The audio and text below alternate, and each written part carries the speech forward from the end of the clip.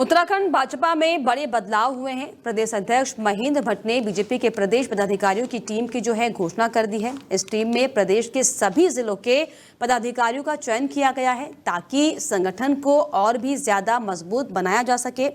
ये नियुक्तियां बीजेपी के राष्ट्रीय अध्यक्ष जेपी नड्डा की सहमति के बाद की गई, जिससे पार्टी के संगठनात्मक ढांचे को एक नई दिशा मिलेगी। हरिद्वार की जिम्मेदारी अब प्रदेश उपाध्यक्ष स्वामी यतीश्वरानंद जी को सौंपी गई है, जो कि पार्टी के लिए एक बड़ा संकेत माना जा रहा है। महेंद्र भट्ट ने नवनियुक्त पदाधिकारियों को हार्दिक बधाई देते हुए कहा कि ये लोग प्रदेश में पार्टी की मजबूती और आगामी चुनाव की तैयारियों में अहम भूमिका निभाएंगे। वहीं बीजेपी उत्तराखंड में अपनी पकड़ और ज्यादा बढ़ाने के लिए पूरी ताकत से जुट गई है और ये नई टीम इसका पहला कदम है। तो देखिए, अब चुनाव प्रदेश में होने जा रहे हैं। 2 साल का समय बचा हुआ है, लेकिन उसके पहले ही पृष्ठभूमि तैयार करने की कोशिश बीजेपी की तरफ से की जा रही है और इसी को लेकर एक छोटा सा इनिशिएटिव अब शुरू कर दिया गया है, क्योंकि उत्तराखंड बीजेपी में बड़ा बदलाव किया गया है। संगठन को और ज्यादा मजबूत बनाने के लिए नए प्रदेश पदाधिकारियों के नाम वो घोषित किए गए हैं, जिसमें प्रदेश उपाध्यक्ष स्वामी यतीश्वरानंद को बनाया गया है। और ये उम्मीद की जा रही है कि अब जो ये साधु संत समाज का चेहरा अब प्रदेश में बीजेपी के साथ मिलकर काम करेगा, तो जाहिर तौर पर इसका फायदा भारतीय जनता पार्टी को प्रदेश में देखने को मिलेगा। तो कई नए पदाधिकारियों को नियुक्त किया गया है। उत्तराखंड बीजेपी में बड़े बदलाव है। इसी पर ज्यादा जानकारी के लिए उत्तराखंड से हमारे ब्यूरो चीफ मोहित मेरे साथ जुड़ गए। मोहित, जिस तरीके से अब 2027 में उत्तराखंड में चुनाव होने हैं, साफ समझा जाए कि अब बीजेपी ने अपनी रणनीति को धार देना शुरू कर दिया, क्योंकि अब संगठन की मजबूती पर साफ तौर पर काम हो रहा है।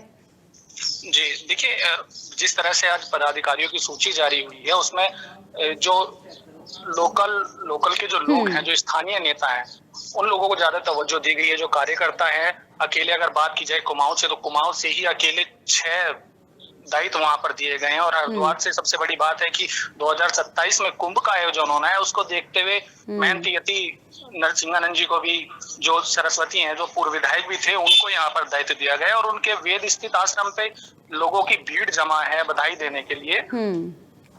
बिल्कुल, हालांकि लोगों की भीड़ जमा है, लेकिन मोहित, अगर हम जिक्र करें अभी हाल ही में जो चुनाव उत्तराखंड में होते हैं 2022 में, उस समय में जो हरिद्वार से जो साधु संत समाज से अपना प्रत्याशी को उठाने की बात लगातार कर रहे थे, और अब क्योंकि चुनाव फिर से नजदीक है और अर्धकुंभ भी होने जा रहा है, क्या ऐसे में इसीलिए सोच समझ कर डिसीजन लिया गया?